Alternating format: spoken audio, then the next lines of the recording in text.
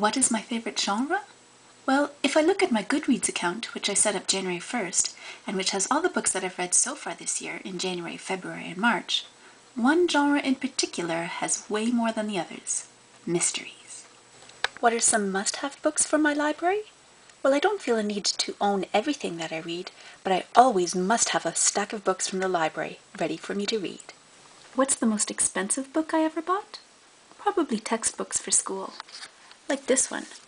It cost me $80, and that was 15 years ago. It probably costs way more now. What book do I covet the most? The Compact Oxford English Dictionary. But it's $274. If I ever do buy it, this will be the most expensive book I've ever bought. My three favorite authors? Charlotte Bronte, Lucy Maud Montgomery, and Georgette Hare. These are also my three favorite books. How much do I spend in books? Probably $30 a month. Most of the books that I get are from the library. But if I do buy books, they're normally used, or like these three, at my local bookstore for only $2 each. My favorite bookstore is a local one. It is so crammed full of books you can hardly walk. But after that, it's Amazon. I just love browsing and finding new things. What do I think of the popularity of young adult books? I think it's great that young people are reading. Then hopefully they discover that there are all sorts of other great books out there. What series do I wish had more books to it? The Moosepath League by Van Reed. He wrote 5 and then took a long hiatus, but I just found out that a new one's coming out. What are the go-to books in my library? Everything I Have by Georgette Hare.